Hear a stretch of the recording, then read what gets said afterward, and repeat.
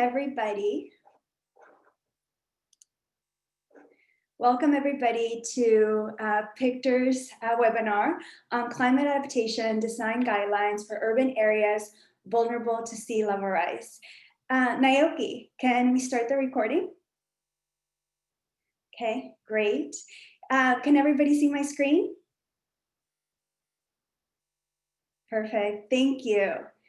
All right. Well, again, welcome everybody. This virtual gathering is being recorded. I am Veronica Roach. I'm going to be your MC for today. And serving as our DJ is Naoki Nagai. And he's going to be helping us with technical matters as well as with the Q&A. So to get us started, I'm going to ask that everybody go into the chat and introduce yourself. Please note where you're calling from.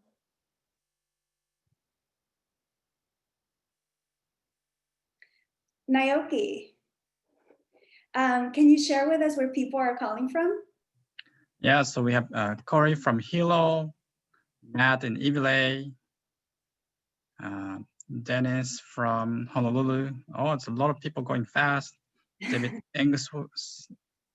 Engelstad from American Samoa. Erica Perez, Hawaii Program Manager from Puna, Hawaii, from Oahu, Kapolei, Kailua, Honolulu, on Nantucket Island, Massachusetts. Wow, this is great. Thank you, Naoki. It's always really exciting to see where everybody's calling from. So this event attracted a lot of attention. I want to say about 200 people registered for the event, and it makes me really excited that people are very much interested in this topic of climate adaptation. So that's great. Okay, next exercise. Please put into the Q&A feature of Zoom, what questions are you hoping will be answered by today's discussion?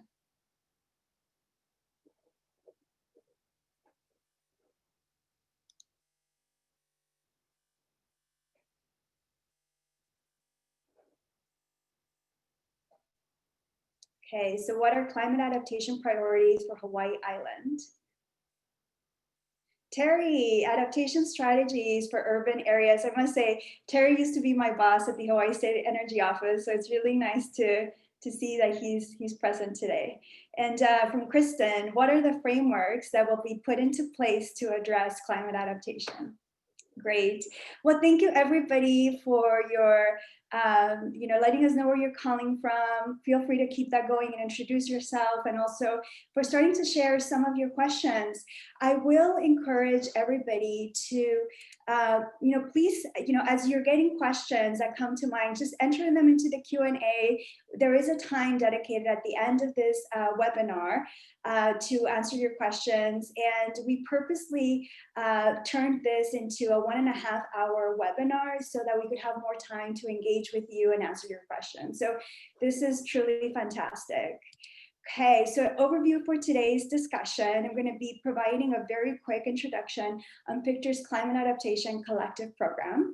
Then I'm going to discuss the Sea Level Rise Adaptation Hawaii Survey results, which was done in collaboration between PICHTR as well as the Hawaii Philanthropy Forum. And then I'm going to turn it over to Matt Gonser from the City and County of Honolulu to discuss the climate adaptation strategy that they're working on. And then we're going to segue into our panel presentations. And as I mentioned earlier, we are then going to have hopefully a very robust group discussion. I encourage you to please enter your questions into the Q&A feature of Zoom at any time. So a little bit about PICHTR's Climate Adaptation Collective. This is PICHTR's newest initiative. The focus is, of course, on climate change adaptation, on specifically capacity building and advocacy. And the term collective refers to the collection of related challenges, opportunities, and people committed to making a meaningful difference in climate change adaptation. Earlier this summer, PICHTR, in collaboration with the Hawaii Philanthropy Forum, conducted a survey. This was a cross-sector survey, including folks from government, academia, the private sector, nonprofits, And we were really trying to understand what are some of the challenges and opportunities related to sea level rise adaptation in Hawaii. And what we found was quite interesting. So here are some of the key findings from this survey. So first, 80% of the respondents are working on sea level rise adaptation initiatives. And while this is a very big number, one of the things that we found is that when we look at sector specific, unfortunately, this number drops closer to 60% when we specifically look at the private sector. And for us, that was very important because we believe that it's going to take everybody working together, the private sector including, to really make meaningful progress on climate change adaptation in Hawaii. The second statistic that you see here is that 77% of respondents believe sea level rise adaptation could support Hawaii's economy. And this was particularly important because we were doing this survey through the lens of the experience with COVID that is very real and ongoing. Also, respondents noted that 93% of them noted that they believe sea level rise adaptation efforts are a medium to top priority for Hawaii. And also 90% of the respondents believe that there are policy gaps related to sea level rise adaptation in Hawaii. A pervasive theme from the responses that we received was that political will, leadership, and coordination amongst government agencies and the private sector could facilitate more swift action toward tackling climate change adaptation. You can download the full report here, and I'm going to ask Naoki if you can please enter this link into the chat for everybody's easy reference. Okay, so now with that, I'm going to turn it over to Matt Gonser to talk about the City and County of Honolulu's Climate Adaptation Strategy. Matt, thank you so much for being here, and thank you for your presentation.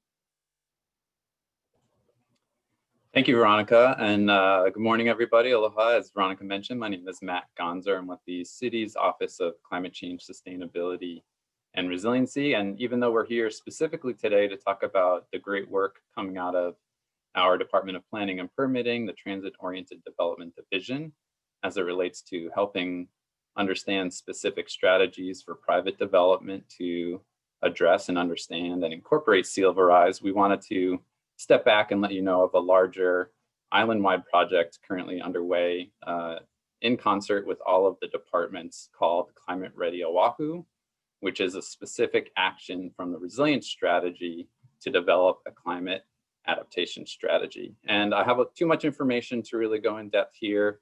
What's most important is I wanted to pepper it with a lot of links so that when Veronica posts the materials later, everyone has all the resources to dive into further.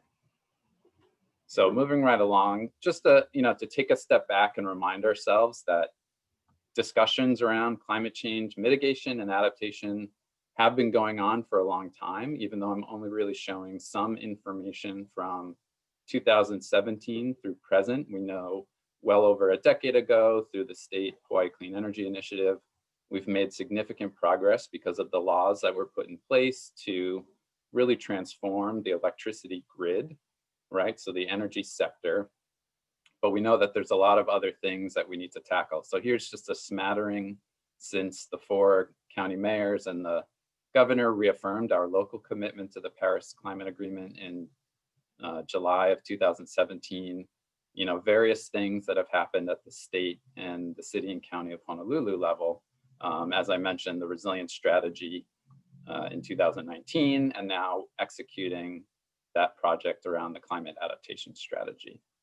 But even though we're talking about adaptation, we would be remiss if we didn't also remind ourselves of the processes that we make decisions. And it's really important to talk about design guidelines today because we know it often takes time to actually change our rules and regulations. So educating through design guidelines is a very important interim step before we get to the ultimate rules and regulations so that we can test things out, see what some of the challenges are for any project proponent in understanding the information and incorporating it into any of their considerations. What's shown here is really just kind of a generalized flow chart of how ultimately from the state down to the county level, we're supposed to incorporate information towards our ultimate permits, as well as how the city invests in communities through the services that we provide from the various infrastructure agencies. But again, climate change adaptation is really just one side of the climate security coin. We know that we've evolved, and this thin blanket that has allowed us to survive and thrive is getting thicker and thicker. And the reason we're talking about climate change adaptation is because the climate itself is changing. We're adding more threads to this blanket. We know the driver of climate change. It's all of our collective greenhouse gas emissions and global heating pollution, as measured most prominently here in the state, locally atop Mauna Loa. And we mentioned the progress in the electricity sector, but obviously tackling ground transportation is extremely important. And that's really a direct nexus to the transit-oriented development planning that Harrison and team are going to talk about. And as I mentioned, this is not really new, right? All of these discussions, whether it's UH reports or reports and studies done by the state, all of these things have for more than a decade been pointing towards these kinds of changes on the horizon, whether it's addressing our emissions through climate action planning, the design guidelines that Harrison and team are going to talk about today, as well as really thinking about the frameworks that one of the questions already issued in the chat is like, okay, it's all well and good to have the ideas, but how do you turn this stuff into reality? Because I think what's really important to note is that we can't take progress for granted. We really need to keep having the discussions to turn this stuff into a reality. And sometimes that means changing how we make decisions, as well as changing the baseline rules and regulations to ensure a minimum best floor. Literally and figuratively, codes are supposed to help us identify that first floor and make sure that we're really translating our policy statements into managing community environmental change through time.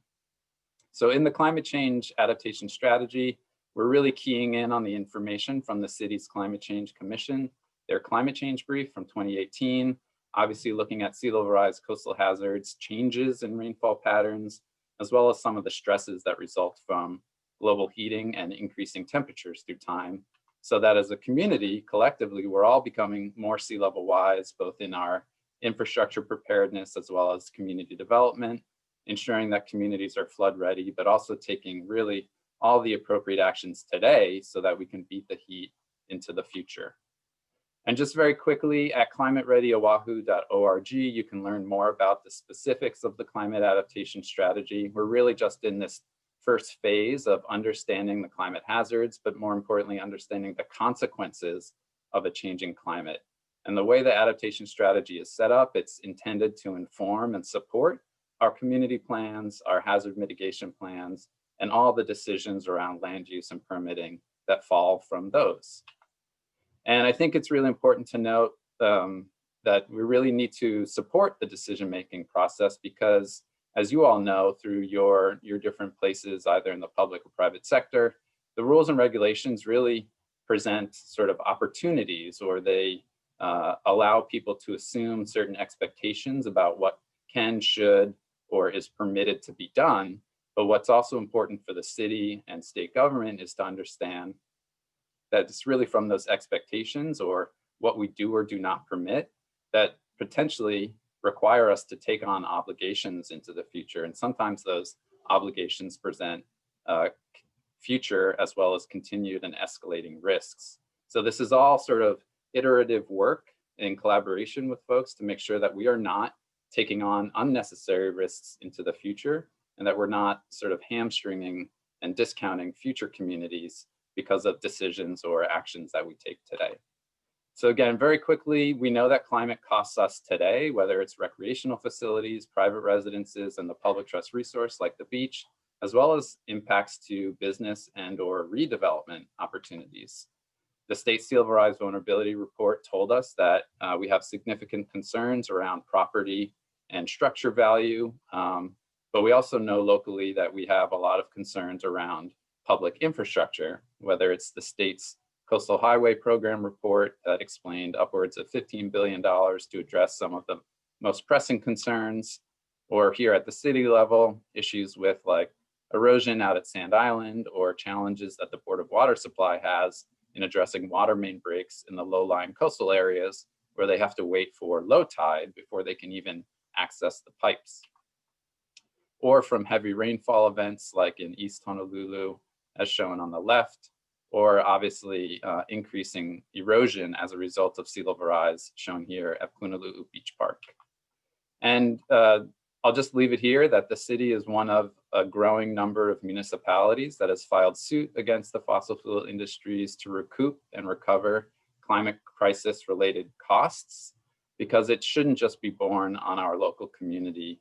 The fact that there were decades long, more than half a century of a campaign of deceit, hiding what was really known about the consequences of continuing to utilize this fuel source that's now requiring us to adapt. And lastly, I'll leave you with some resources that the city's Climate Change Commission has produced, including a climate change brief, which is the foundation for our work right now, as well as their sea level rise guidance document. Additionally, they've provided additional considerations for when we get back into revisiting our shoreline setback requirements.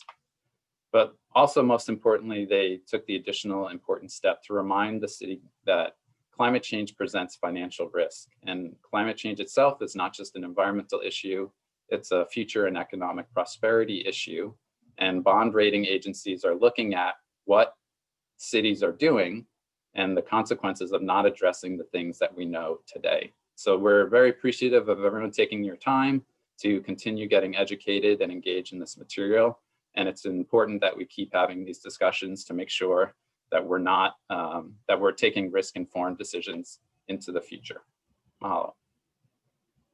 Thank you, Matt. That was an excellent, presentation. Let's see, sharing my screen again. Thank you. Naoki, can you do me a favor? Can you put into the chat the City and County of Honolulu's Climate Ready website link? That way everybody will have access to that. There was a question from the audience about whether or not the slide deck would be made available. And yes, we are planning to make that available along with all the slide decks that you're going to see today in the recording. And we will be sending out an email to everybody who registered. Please keep questions coming.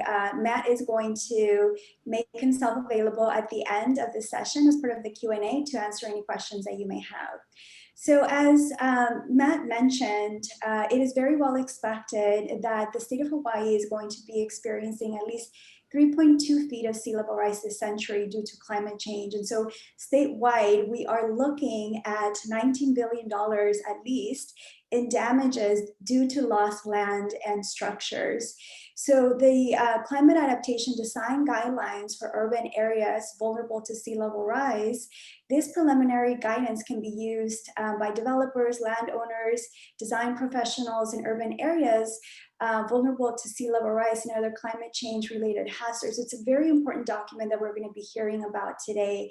The guidance identifies recommended tools and best practices to incorporate into the design of building sites and structures to be resilient to sea level rise, flooding, extreme heat, and also groundwater inundation. So without further ado, I would like to introduce you to our fabulous lineup of panelists. First, we have Harrison Brew. He is the Community Building and Transit-Oriented Development Administrator at the City and County of Honolulu. He leads the implementation of Honolulu's TOD strategies along a 20-mile rail corridor, including neighborhood TOD plans, catalytic projects, connectivity and placemaking, infrastructure investments, financial tools, codes and ordinances, climate adaptation, and affordable housing. So as you can tell, he has a very, very big job. Harrison has a lot of experience. He's developed integrated plans, programs, policies, training, and several other things across the country. And he's created guidebooks, web tools, training, and technical assistance for several federal agencies. We're so lucky to have you as part of the State and County of Honolulu, Harrison, leading this very important effort. So thank you for being here. Our next panelist is Andrew Tang, just as talented. He's a senior planner managing many of Honolulu's transit-oriented development planning and catalytic projects to improve neighborhoods along the corridor. Leveraging his architectural and urban design experience of nearly 2 decades in the Netherlands, which is like one of my favorite places, by the way, Andrew, so lucky that you live there. He brings to discussions on urban development and public space planning with what he has learned in resilience strategies related to climate change adaptation, without compromising the vision to create beautiful, vibrant, community-based places for local people. Andrew, so happy that you're here with us today and also part of City and County of Honolulu. Last but not least, Melissa May, also extremely talented. She is a senior planner and resilience practice leader at SSFM International in Honolulu. She designs and facilitates inclusive planning processes statewide that bring together community, government, and technical stakeholders to create shared visions and implementable plans for resilient and sustainable communities. Her areas of specialty include resilience, placemaking, active transportation, community-based economic development, and renewable energy, all of which are key ingredients of thriving, sustainable communities. Thank you, everybody, for being here. And with that, I would like to turn it over to Harrison Rue. Thank you, Harrison.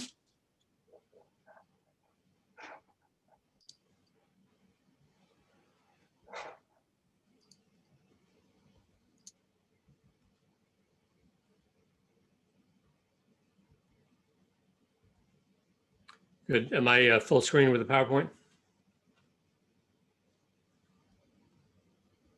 Yeah. Is my PowerPoint? Good. Okay. Yeah, Thank you. yeah, yeah. I'm going to just walk through just the quick beginning of this. I'll do an intro. Melissa will talk about our research. Andrew will talk about the design principles, and then we'll gather again together for next steps and questions at the end. It's been great seeing the questions coming in the chat already. So thanks for weighing in, folks. I think Matt did a great intro of the resilience strategy as well as the adaptation portions of that.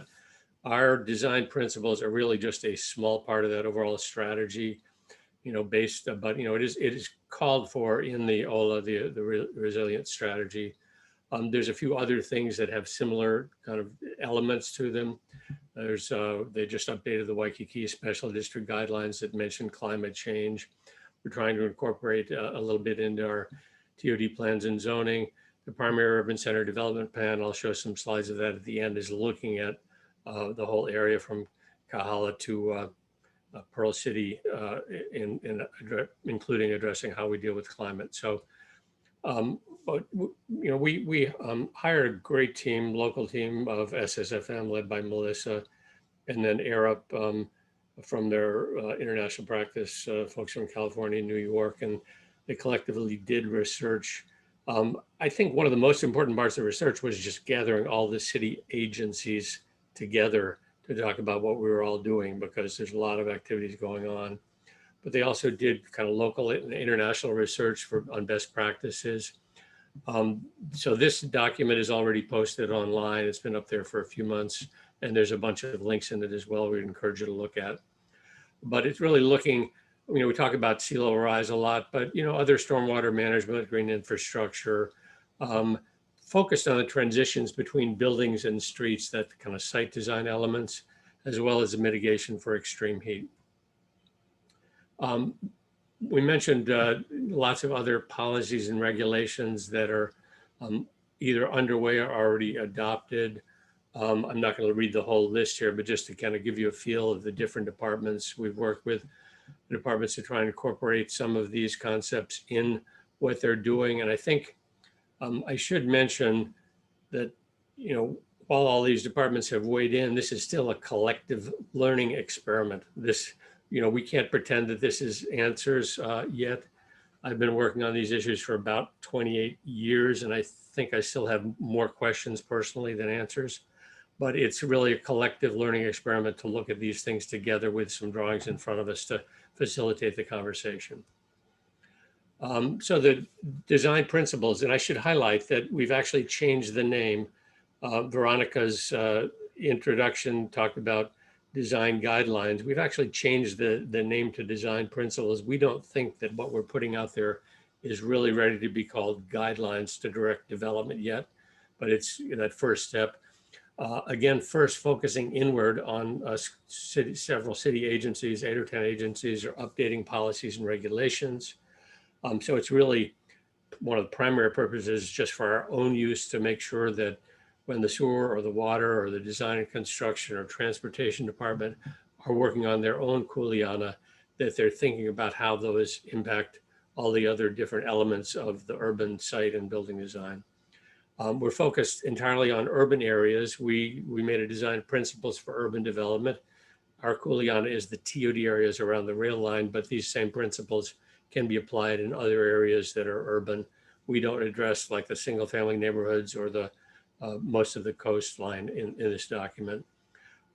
It includes approaches that developers and designers can start to consider in designing building sites and structures, but it doesn't really answer all your questions yet. And we'll talk more about that at the end in terms of the handoff of this document into more of the regulations, plans, and policies that we'll be working on for the next several years.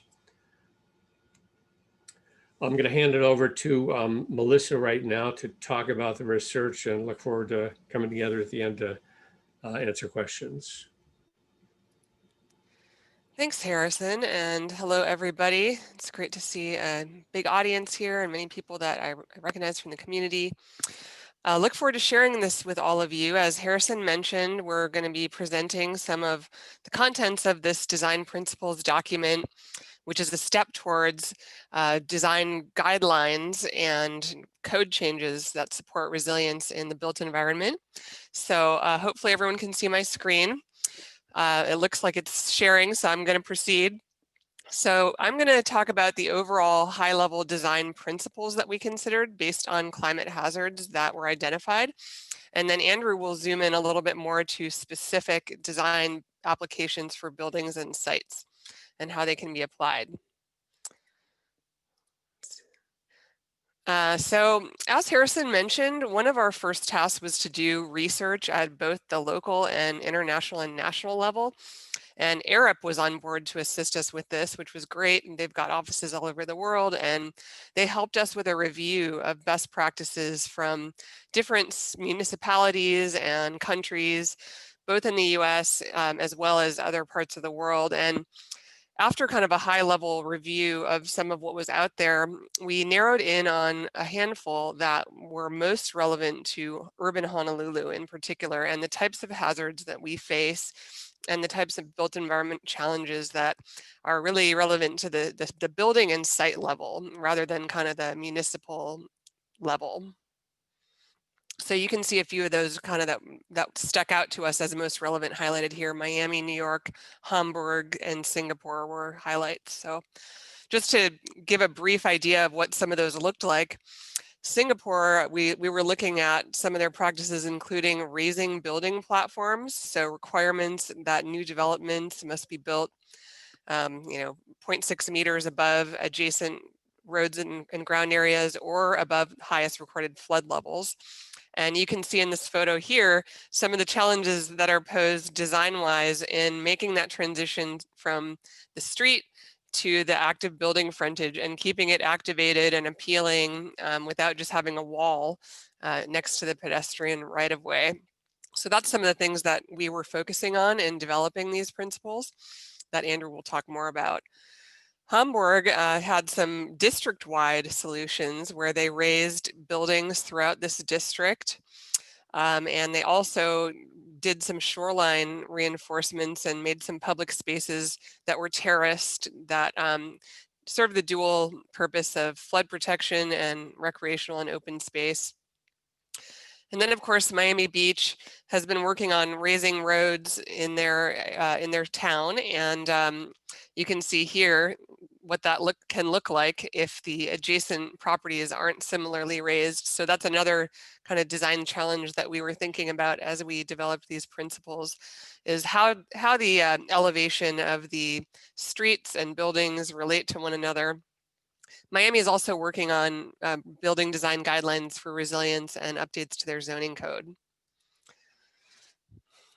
Now skipping to the local, as Harrison mentioned, we did a lot of coordination with various cities to facilitate that communication on what they're already doing, what they see as needed to be doing. Basically trying to identify where we're already ahead and where we need to make progress and where there might be gaps.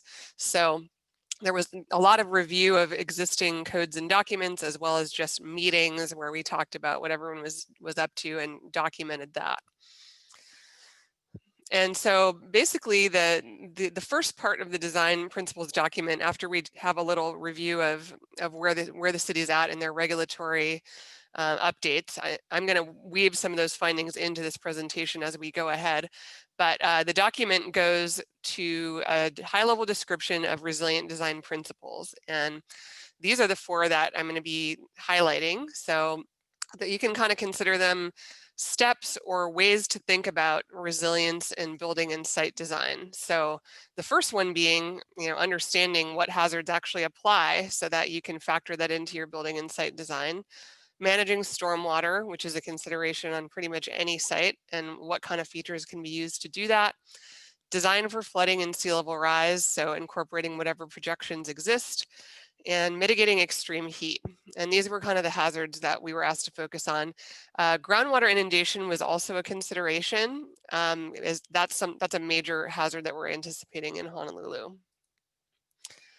So understanding applicable hazards is the first one. So this is basically the premise is use the most current information available on climate science and hazards to determine what affects your building or property site, and assess the potential of risk so that you can make an informed decision about designing sites and structures. And fortunately, the city is, has recently released a tool that is very handy for these high-level risk assessments and hazard assessments, the Climate Ready Oahu Web Explorer. So basically, they've already taken the latest available data and compiled it into this online free tool that you can use to zoom in on your site and identify what hazards might apply. So in addition to city data and state data, it incorporates data from the Hawaii Sea Level Rise Vulnerability Assessment and NOAA's Sea Level Rise Viewer as well.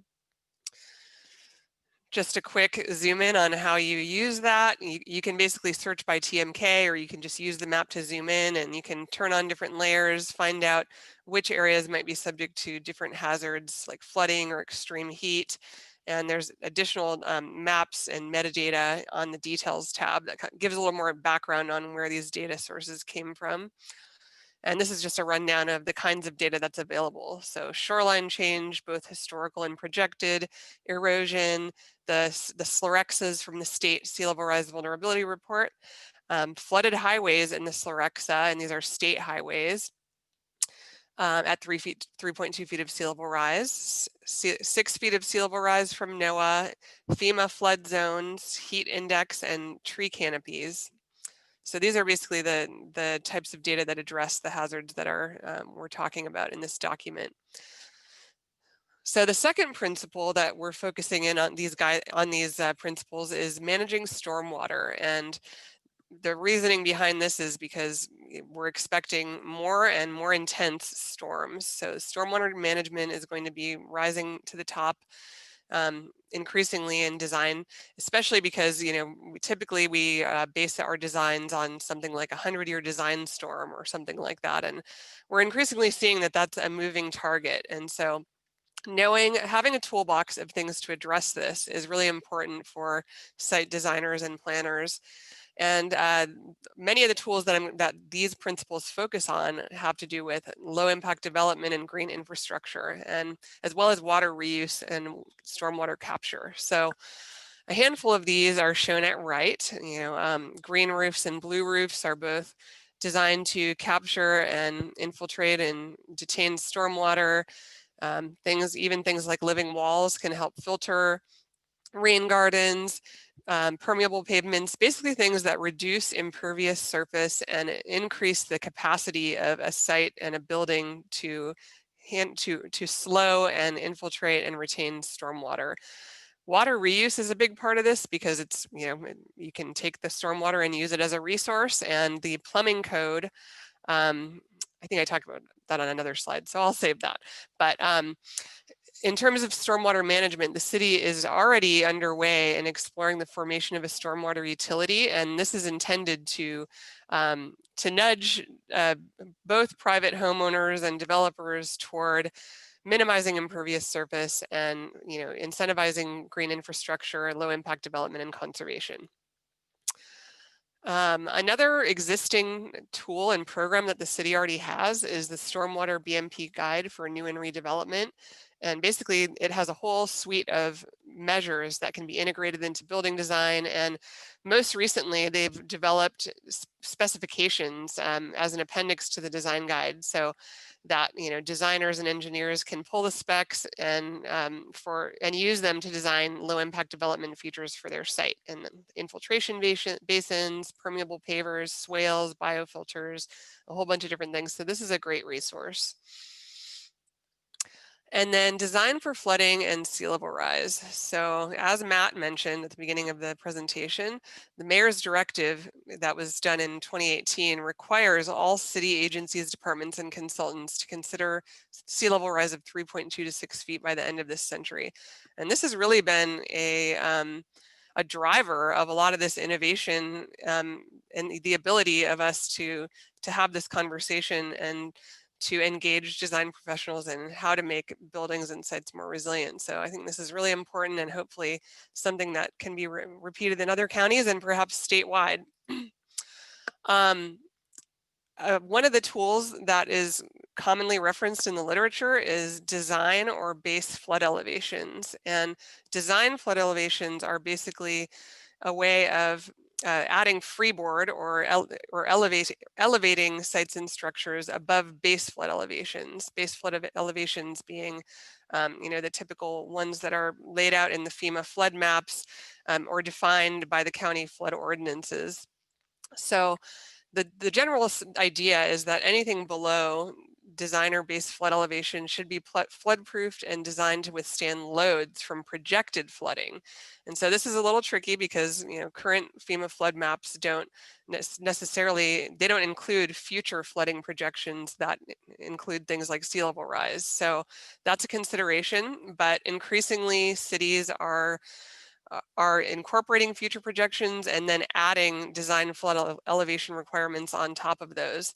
So Honolulu, we have recently adopted the 2012 IBC and International Residential Code, and this does take a step towards this direction by requiring new construction to be designed with 1 foot freeboard above the current base flood elevation as defined by our flood ordinance. So we're moving in this direction, and this is a tool that can be used in the future. And then for larger flooding events, sites can actually incorporate large detention features. This can be done through parking structures, or if you want something a little more recreational and public space oriented, actual stormwater parks or wetlands that can be made into open space and recreational resources, such as this one in Portland. And then, as I mentioned, rainwater harvesting and reuse, so that stormwater becomes a resource. And the plumbing code is currently being proposing to be updated to allow more applications for this. So that would be a great step toward enabling this to happen in urban Honolulu. And then finally, last principle I'm going to touch on today is mitigating extreme heat. And, this is commonly recognized as one of the biggest health threats of climate change, heat waves and high temperatures. And, we live in Hawaii already. So this is something that really affects the safety and comfort of the residents in our cities. So it's worth addressing, and it also overlaps with some of the city's complementary goals, such as transit-oriented development and placemaking, because trees, awnings, shade, creating an inviting built environment These are all complementary goals, and some of the ways you can accomplish this, other than the ones I mentioned, trees, awnings, you can use high reflectant materials, you can install landscaping on open building surfaces such as rooftops, and you can, of course, incorporate amenities outside. So one step the city recently took toward this was the mayor's directive on street trees, which requires protection of trees that pose no threat to safety, and asks the city to consider planting of more trees. And so street tree plans are also being developed for all TOD areas right now. And with that, I'm going to hand it back over to Andrew. Thank you. Thank you, Melissa. I think you may need to stop sharing. Yeah, great. Can you guys see me? See the slides anyway? Yeah, good. Thanks, Melissa. Hi, everybody. Good to be here. Nice to see some familiar faces and names, more names than faces in the chat box. So, Matt and Melissa kind of talked a lot about the different moving parts that's all happening. And I think, if we're going to be resilient about sea level rise or climate adaptation, we, on a larger regional scale, we're collecting data, so there's viewers, etc. But we need to start to have a conversation about, in the coming time, where are we going to move to, or where are we going to retreat to, and where is it safe for us to build and to continue to develop, and where not to. So, there are other projects that we are going to get there, the primary urban center plan, development plan, PUCDP, for example, or other charrettes in the coming time. We're going to start looking into what does that mean from an urban planning perspective. But the other question is then, what does that mean on a building level? And where we decide to continue to build, but knowing that there are still some inherent risks. And Melissa highlighted a whole lot of different moving parts. So in our literature, in this climate adaptation principle for urban development, we kind of just looked at 3 typologies here. And we're going to talk about the tower and podium. We're going to talk about mid-rise buildings. We're going to talk about low-rise walk-ups, and what does that mean? And how do you tie in all those things that we just talked about? Trees, stormwater retention, etc., blue-green roofs. And so I think on a building level, a lot of us have that kind of exposure already, in terms of solar panels or large canopies. But I think the underlying, if you listen to all of the warnings of the different topics that we want to talk about, is the rising of the water, whether it's flooding, or whether it's groundwater inundation, or whether it's coming from coast or what have you. So that is in response to climate change. So the underlying in our document, in this urban principles, the underlying question here is, and how do we bridge all that together and rise to the occasion, so to speak? The development, so within the 3 typologies that you'll see in the literature, is this idea of the transition zone, and to create a sort of coherent streetscape that still allow us to have beautiful landscape in Hawaii, and at the same time keep us a little bit more resilient. So Melissa talked a little bit about the design flood elevation, or the BFE or a DFE. And so we can use that as a sort of level or a new datum for new development. And then the question is, can we do it in a more smoother transition with the public right-of-way? And there are different methodologies to do this, and I'll kind of get into this a little bit. But we got to start having this kind of conversation about how do you bridge that public side and the private side together so that it's experienced as a coherent public space. And of course, we still need to keep in mind, all the ADA regulations and make sure that it's accessible for the public from various backgrounds. So in this short diagram here, you can see that on the right-hand side, this is sort of public right-of-way, and then there's the private land or private owner. And then the question is, can we coordinate in such a way so that we can create a very coherent and pleasing sidewalk, wide sidewalk that everybody can enjoy.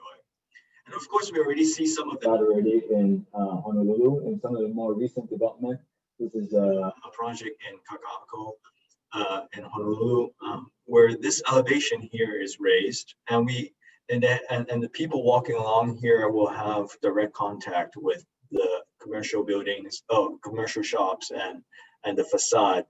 And at the same time, you could see that it is higher than the roads. So maybe in 10, 20 years, maybe whatever the city, the municipal area gets adopted, we can create a more flatter street at the same level. But in any case, the development will be resilient in the coming time. Here's another example where over here, the sidewalk is a mix of public and private right-of-way, and you create a very nice and wide sidewalk, and then you have the transition zone within the green area, protecting the pedestrians from traffic and also providing shade and cool breezes, solar protection as well. And again, we within the transit-oriented development neighborhood, we also like to promote the idea of eyes on the street and shading structures that also provide some protection as well. Of course, one of the issues of raising is that towards the end of the block, you need to bring people back down to cross the street or what have you. So these are one of the challenges that we're going to face in the coming time in coordinating that, especially if it's a long block and there's different owners on the left-hand side. You don't want to create too much hills and valleys between projects. And so coordination will be a key driver to what's to come. But here you can see a picture of Waikiki, and this is something that we can also project. So it's not as if we haven't done this before. This idea of having a very large kind of pedestrian way. You can imagine that in the green area here is where you bake in that elevation change, and that you have the public right of way on the right, and then you can even see the line here that's scored into the pavement, the division of the public and the private land. But in conjunction, we create this beautiful space that is resilient and nice as well. Well, that sounds really easy to do, but the reality is right now the default is a little bit of folks building within their dotted line, within their property line. And so you can see here on the left-hand side, pedestrians walking along, not really being protected by street trees, landscaping in the front yard that's not doing much, but it's also hiding and creating obstacles for folks to reach businesses. And so it's kind of bad for business. And so there's not much a coherency between the public and the private. On the right picture, you can see also very similarly a pedestrian zone here. Even if you plant in a lot of trees, if you plant it in a sort of wrong location, it's not offering much. And then of course, then you're totally disconnected with the private development, and perhaps people expect to be walking up there but then the right of way is kind of not being well utilized. So those are the kind of basic on the transition zone, and how do you apply that in a podium, a tower podium, for example. And in the literature, I'm not going to get into everything highlighted here, but you know, for each of the three typologies that we highlighted, we talk a little bit about the opportunities for the blue-green roofs for solar panels, and for the podium, and some of the things that I just kind of mentioned. But then also the transition zone that we talked about, and how that connects to, for example, the Complete Streets program that the Department of Transportation Services is trying to promote, having bicycle lanes and etc. So this is one typology. And also, I want to kind of highlight the fact that when we show people that there are a lot of, in this case, you need to dig a little bit for high rise, as is really high, but we're really looking at the same level here as the datum. And so what part of this is actually not being dug out, but it's actually being built up. Sorry, I should have shown you here. And then there's a lot of opportunities for us to create those green zones and shading within that public right of way, if we were to work together between the city and the private developers. Similarly to mid-rise level buildings, there's more opportunities for courtyards. One of the things that we realized is that for the parking that's behind the building, we could create decks that is of amenity spaces that both protect the parking, but also provide green spaces and blue-green infrastructure, and that opportunity as well. Similarly, we talked a little bit about the transition zone, detailing that and how we could provide a higher level public space integrated into new buildings. And I think admittedly, this is more of a challenge for low-rise buildings, and as projects get a little bit smaller, how do you build up and coordinate a whole block of individual landowners of 4 or 5 stories or 3 or 4 stories walk-up apartments in an urban area? So, you know, we've highlighted all the similar tools that we've introduced earlier, but in the low-rise walk-up area, we do recognize that you need to have that same space kind of built up to have that resiliency, and this is something that is drawn to begin that conversation on policies and drivers that would help coordinate this. Again, here, similar kind of approach, but then perhaps providing a little bit more green and impervious spaces and opportunities for pedestrians outside of the building. So those are on the building level, but you know, and all more on the private land level. But some of the things that the government is doing, we're, for example, working on the Kapalama Canal project, and we're looking at how to create a beautiful linear park and underutilized space along the canal for transit-oriented development, but at the same time have more resiliency built in, encapsulating a flood wall.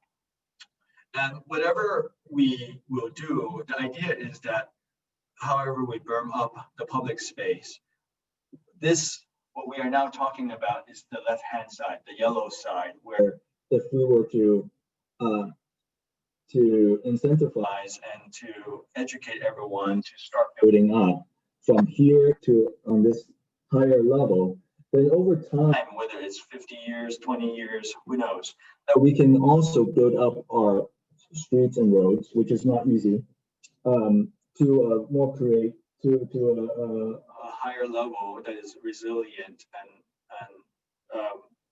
more safe for against climate adaptation, against climate change. So we are looking at a few design issues on some of these flood walls, but my project on the Kapalama Canal is just a very small area here, and I'm showing this map just to kind of highlight that as fast as we are going on that one project, and that will create a lot, that will need a lot of investment and capital just to do that project. But for the whole island to have that kind of resiliency, that's going to take time, and that's going to take planning, and that's going to take a lot of coordination. And so before we can get to this level of protection and resiliency, we're urging us to begin this conversation of rising up private development to a safe level. So with that, I'm going to give it back to Harrison to kind of take over and talk. Harrison, are you there? Yes, I'm pulling up the PowerPoint. I'll take over the screen here. Okay. Just 1 second. Is that showing up or not? I only see your your Explorer. You might need to share the other. Let me try again.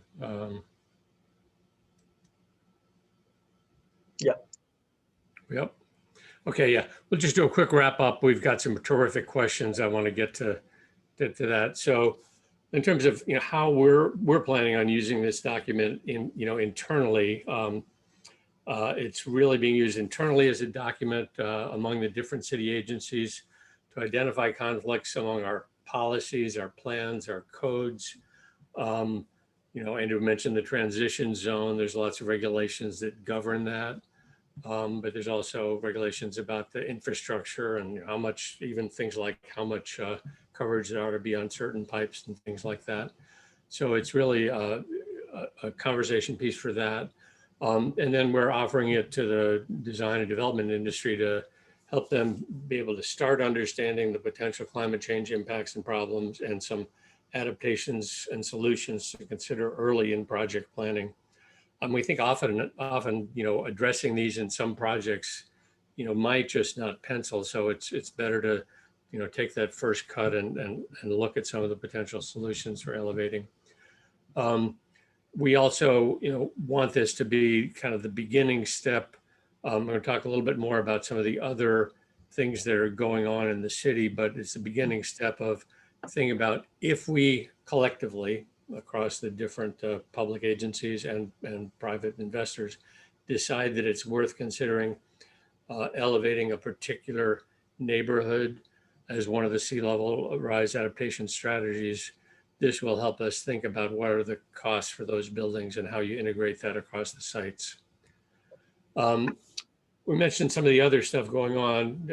Matt did a great intro on the climate adaptation strategy. CCSR also has another somewhat funded effort to develop the next step in these resilience design guidelines. That's going to be more focused on more detail for actual city projects, but again, some of that could get used by private developers. There's been some questions about how this is applied. DPP is looking at updates to the special management area, the SMA, and shoreline setback regulations to better incorporate sea level rise projections. So that may address some of the issues of the areas where certain regulations might be more stringent. And then we mentioned the primary urban center development plan update underway. I'm going to show a couple of slides about that. Stretches from Wailakahala to Pearl City, Maukana Makai. That's really the overarching. It includes all of the TOD areas, but actually includes from the, from the shore into the mountains in those areas as well. They are looking at the potential SLR impacts in the PUC. There's a separate climate strategy as part of that document. It doesn't get into the level of detail of these design principles. It's more focused on the issues of whether and where we should encourage development in certain areas, whether we should be encouraging development to move more Malca over the next half century or century. They got a lot of input into that. Some of you may have been involved, but there'll be more, I think sometime later this fall or early winter, there will be some more input asked for on a draft. And then, yeah, it's anticipated at the end of this year. It's going to include the broad policies on climate resilience. And it'll focus a little bit more on the regional basis, looking at which neighborhoods should we think about fortifying, dealing with it from an adaptation perspective, which ones really just might be better to, over generations to kind of walk away from. So that policy discussion will be in the PUCDP. It will also be in the adaptation strategy that Matt talked about. So I encourage all of you to weigh in on that, both of those issues. There's a few more here. There's some updates going on to many of the construction guidelines for green infrastructure, for stormwater, for standard details for how to build roads and streets, and some of the ideas that Melissa and Andrew talked about the buildings will also be incorporated into that. I see some questions in the chat about whether or not we're looking at green infrastructure and permeable pavers, and yes, they're working on incorporating those kind of things into the standards. We've identified some needs and gaps. There have actually been a lot of questions about how to proceed with this, how to better coordinate. We have ongoing meetings, monthly, held by CCSR with all the relevant agencies. We've met several meetings with different groups about these particular standards. There's lots of meetings about standard details. There's also I think it's Bill 65 in front of City Council right now. There's something that would more firmly establish those kind of ongoing meetings. Based on what we've seen from the island-wide adaptation strategy, we do need to fund more focused studies to help decide where to protect, where to accommodate, and where to retreat. And that requires, probably many millions of dollars per large neighborhood area of site-specific neighborhood level engineering and feasibility studies and cost benefit analysis to figure out whether we can afford it. When I started thinking about this, I started thinking, do we even have enough fill on island to raise all these neighborhoods over generation? Should we walk away from them or not? And you really, to make those decisions that will affect generations of development, you really need some more detailed engineering and cost numbers and strategy numbers that will be have to get funded over the next decade or so. We mentioned the flood zone hazard areas need updating. The guidance and regulations for providing more retention and detention, those are somewhat underway in the new standards, subdivision standards and standard details for construction. And even the things of how and where we accommodate trees and landscaping and transition zones when we think we might elevate the building now and there's trees in the transition zone. Do we have to have even new standards of how those are planted to further accommodate whether or not the street might get raised in future? So these are just some of the things that we're thinking about. I think we can move on to the questions now, but I just want to be really clear before we jump into the questions. We have more questions right now than we did when we started this, and a lot of them have to do with those issues of where and how you take these principles and apply them to individual buildings. We're absolutely not ready to require this from a permitting standpoint. We think there's a lot more work that needs to get done on how we address the stormwater and elevating the utilities over time on a building by building basis. We think these principles are more likely to get used initially on large projects where they are dealing with a full block or multiple block or at least half a block level. And it's going to be tougher to apply them on small 5,000 square foot lots to do anything other than just elevate the building on a podium. So Here's the, people have asked for the download the principles. We put it in the chat, but here's a bit.ly one that's a little shorter than the one I put in the chat. It'll take you to our web page.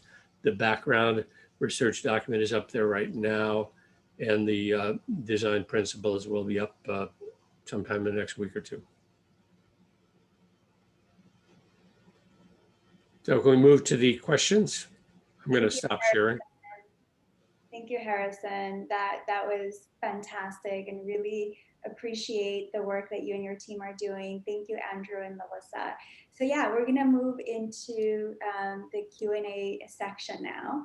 And we have a ton of questions to go through. So I'm gonna ask my colleague, Naoki, if you can please, why don't you take us through, I don't know, the first 3 or 4 questions, and we'll go from there. We'll see how many of these questions we can cover with the time that we have. Okay, let me start with this one from Mandy. So the question is how, if available, are indigenous design principles being incorporated into climate adaptation? Where may there be opportunities in the built environment? I've been scanning the questions, and that was actually my favorite so far. So thank you for asking that first. I would say the first place that starts is actually recognition. You know, in Hawaiian culture, there's a real kind of reverence for nature, and the Ahabua'a approach to managing water, and the lo'i that manage water as they flow from mountains to sea. And so it starts. It's not saying we're gonna use lo'i and make every place look natural, but starting with the principle that we think rainwater is a resource. I call it rainwater rather than stormwater, or something to get rid of. And so some of the principles that Melissa and we're talking about are looking at, that water as a resource that should be protected, revered, used, reused. So that's like one of the simple examples. I think that some of the other principles can be incorporated into actual design of buildings. And Andrew, you may want to talk about Kapalama Canal and the way that we kind of incorporated just a few design principles from the research and the fishing and the nets and the different crops that used to get used there. Sure. Yeah. No. Great question. Thanks for that. The Ahupua'a and the background research on any place is so important in how we treat and think about our design solutions. So, for example, the Kapalama Canal project, we went in there and actually dug up historic photos and saw that there were fishing ponds at the mouth of Kapalama Canal, et cetera. So we're in our master plan, we kind of seeded the idea that we could create more fishing opportunities, even though we are raising up the berms in a very natural environment as we go towards the ocean mouth. Where it's more on the Mauka side of the master plan, it's more reinforced historic basalt rock walls that's now existing. We're trying to preserve that. And as we kind of go towards the ocean, then the embankment is designed to be a little bit more natural, and there's this kind of gradual change so that we can offer that kind of opportunities and variety of public spaces for the people living there and using that space as well. So that's just an example. And there, I think, whether you're talking about buildings or public space, there's always opportunities for us to look back at our cultural context. Hope that answers your question. Thank you. So maybe I just following up with Andrew Tan. Andrew, another question more on the public side. So many of the pedestrian pavements are non-permeable and contribute to runoffs. So are there plans when replacing walkways to include permeable pavement materials so that the water can go into ground rather than running off to the surface? It's a fantastic question. And I think right now the Department of Facilities and Management and water quality folks are looking into those kind of opportunities, including permeable pavement. There are a few, what do you call that, pilot projects that are being implemented in the coming time to test those materials. One of them might be on a bike lane. So that's all being handled by our sister agencies. Randall Wakamoto, I think from DFM or DDC is doing that. And so these are pertinent questions that we're looking into to see if we can incorporate into future regulations or standards where there's another effort to look at subdivision streets, whether we can incorporate bioswales as part of the kind of standard street section. So there's a number of effort looking into some of the principles that we discussed. Thank you. And then we have some couple of similar topic question around the city and state coordination, because most of the today's presentation is about cities. How is the actual coordination between state in terms of guidelines are working so that different projects in different counties can be implemented with the same standard? That's it. I'll take a stab from the TOD perspective, but then Matt might want to talk about it from CCSR's perspective. There's really good coordination among the state agencies and city agencies in the TOD areas. I do see a rep from the State TOD Council from the Office of Planning here, so they can feel free to weigh in. But there's a State TOD Council that we meet monthly with, and we've had a tremendous, the state owns like 1,900 acres of land in the TOD area, so there's a lot of planning going on along that. In terms of the climate incorporation into that TOD efforts, we actually had two parallel projects.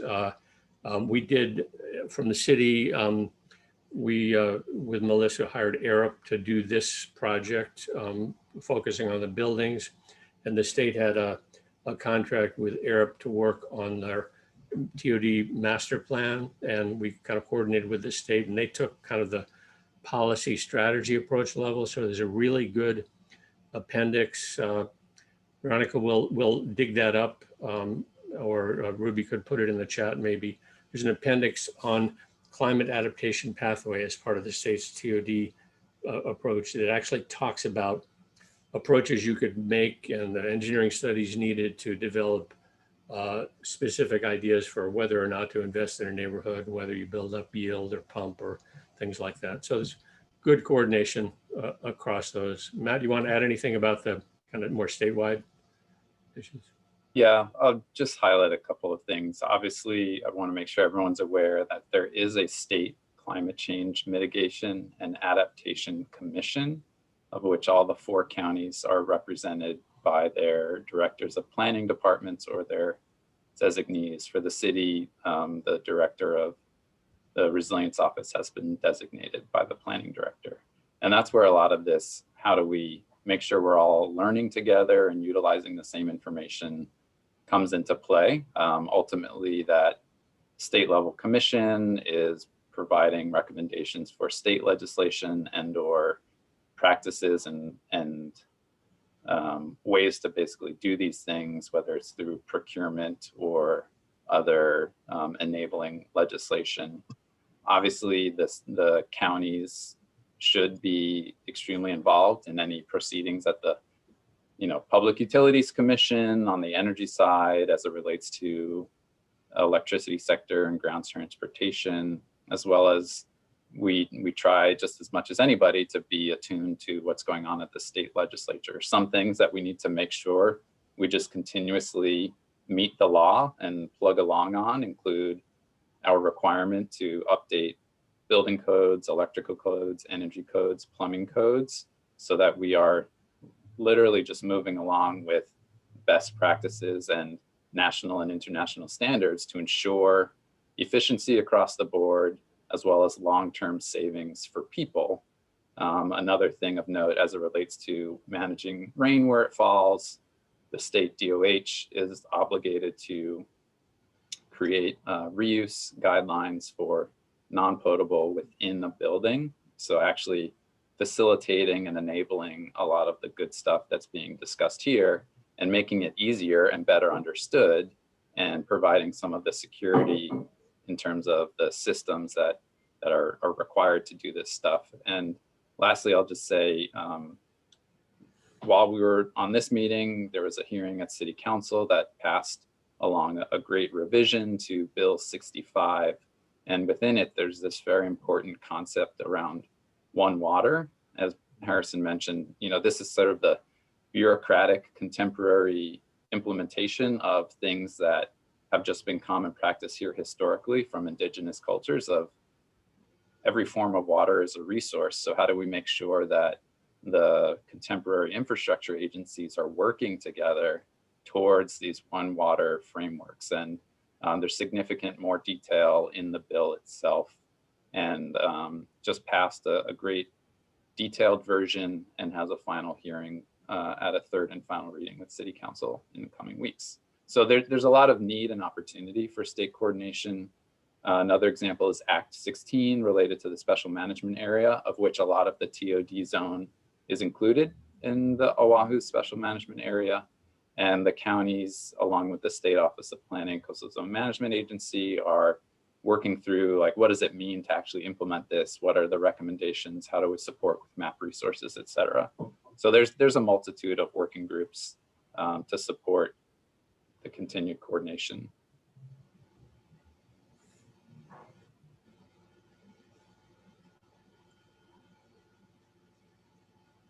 I saw some other comments. I might just try to take some. I think, Brad had mentioned stuff about any of these principles actually coordinating and translating with the county floodplain managers. So that's another thing related to codes. I mean, for the most part, in addition to a flood hazard ordinance, actually identifying elevations for buildings or freeboard comes through our building code at present.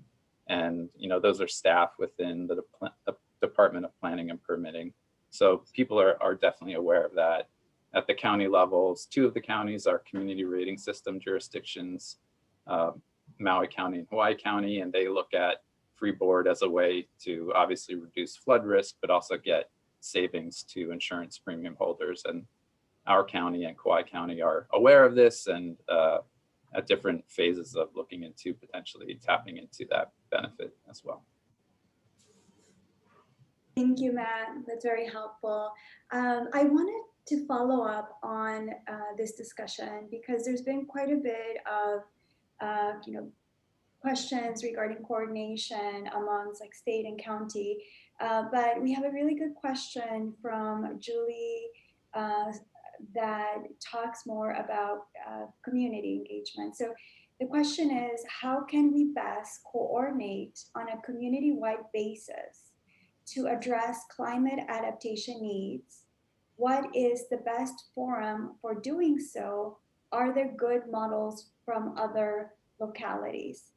Would anybody like to take that? I don't know, Melissa. I'm going to take a stab and then hand it back off to Matt. I was literally just getting ready. I'm trying to type answers to some of these. So Julie, I was getting ready to type in this answer, but I'll give it to you live.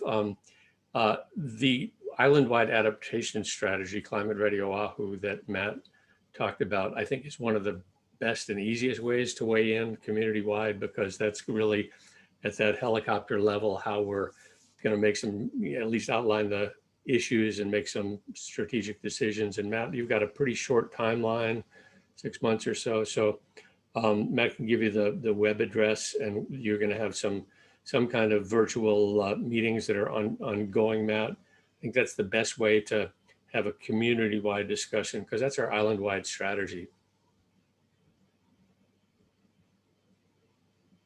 I would just add too, I had sort of a flow chart very early in my presentation materials. It basically, it's really a resource from the planning department for community to help understand the decision-making processes. And what it actually points to are like, okay, we go from large visions from the State Planning Act down to our general plan, to our 8 community plans, which are supposed to be supported by departmental functional plans. And maybe sometimes there's special area plans, of which the TOD zones are included in that.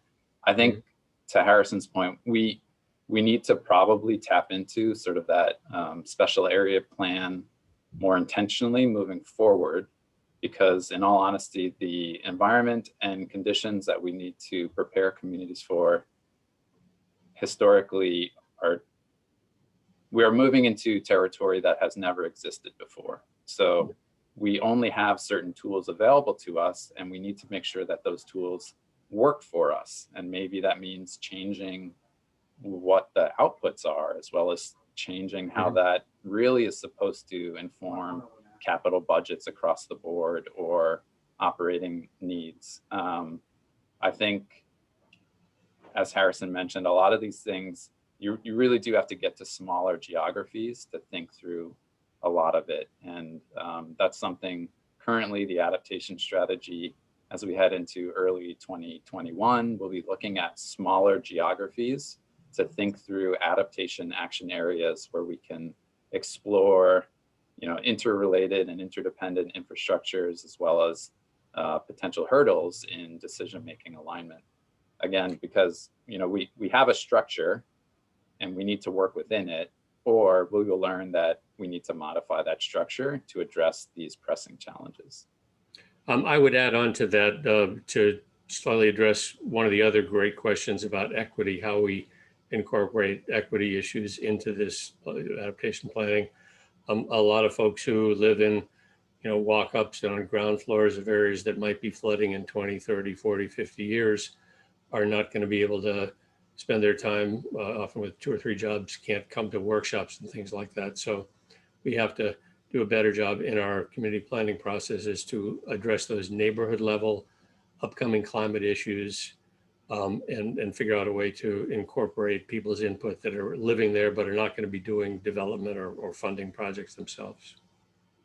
Great, thank you, Matt and Harrison. I wanted to see if Melissa, if you had anything else to add to this question on community engagement and any perspectives in particular from the private sector, as well as best practices or strategies that you might have encountered in looking at this from a much wider lens outside of Hawaii. Thanks, Veronica. Yeah, I think tied to a larger conversation is the issue of equity, which another person in the Q&A raised. And so maybe I'll talk to that a little bit, because that is kind of being centered in all of our community engagement efforts, both from the private and public sector. I think it's become really clear that not everyone has the same ability to adapt. And so in working with the community, you need to acknowledge that, identify those with less ability to adapt, and meet them where they are, and devote the resources needed to make sure that everybody at the end of the day has what they need in order to make decisions about adapting. So I guess that's kind of the first point. The city, Matt's office, CCSR, has an equity division, and they have some great resources on their website on the equity page, so you can see where vulnerable communities are. And then with that in mind, once you've identified kind of the population and the stakeholders and who might need more assistance to participate, then you design your strategy for outreach accordingly, and reaching who you need to reach. And I think one of the key things with resilience and adaptation, these are very hard decisions that involve people's homes and businesses and livelihoods. And so it really can't just be a top-down conversation. It needs to be, context sensitive. And obviously not everybody's going to be happy with these outcomes because they're very difficult decisions, but being transparent and having those conversations from the ground up and co-creating possible solutions at the community level. And this is something that I'm going to be working on as part of the North Shore Sustainable Communities Plan Update, which SSFM is contracted by DPP to do, which is very exciting. Obviously the North Shore is kind of ground zero for a lot of climate change issues. So we're going to be trying to apply this approach and see how maybe it can be extended to other more rural community plan areas. Great, thank you, Melissa. I really appreciate that. Naoki, I want to turn it back to you for one last question, and then we need to wrap up. Okay. So let me finish with this very general question. How do you think the President-elect Biden will change the U.S. attitude towards climate change and adaptation? I would say maybe everybody can take just a few seconds to answer that question. I'm going to I preempt would that and just not say answer it and we'll just say avoid what's more. conflicts, but it just look, they've come out with strategies already. Matt, go ahead. We need to do our work here. That's what we need to focus on. And that's the most important thing that we can do with the time and positions afforded to us. Then we'll think about how to lobby and advocate for our needs. We're very we're actually, I mean, we obviously have a very supportive and well-positioned congressional delegation, although with a new person coming in for our congressional district 2. But what's most important as it relates to climate, even though the voters elected to create this office and folks appropriately asked the question, not like, do we believe in climate change, is what are we doing about it and do we understand the consequences? We need to keep having that conversation because even locally, a lot of the sentiments around the election shifted in these last 4 years. And we need to ensure that we're engaging with everybody in the discussions. Thank you, Matt. Harrison, were you going to add to your prior comment? Nope. Melissa? Well, I saw news that we may be rejoining the Paris Agreement, so that would be one signal about the direction we're headed. All right, Andrew. Yeah, no, I think just the general awareness of sea level rise is already such an important thing to get all of us less divided and more in unison in recognizing the challenges that we have.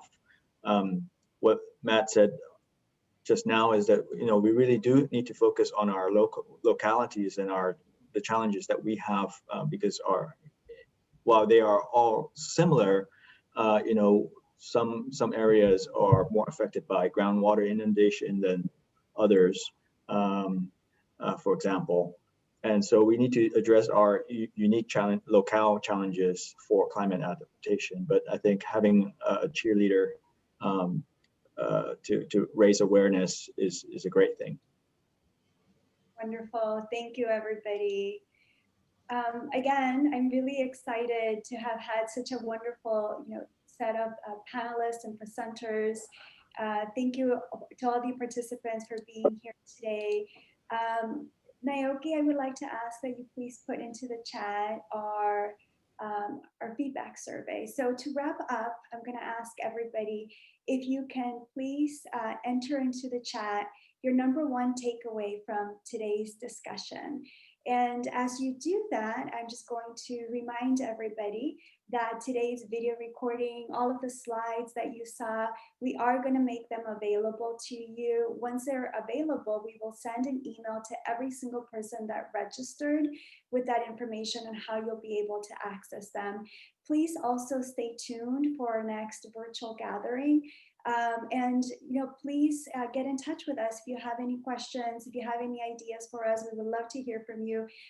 Here's our email, phone number, and website information. So with that, let's see, Naoki, what have been some of people's #1 takeaway from today? Maybe give us 3. Okay. New development is easier than dealing with existing development. And it's complicated.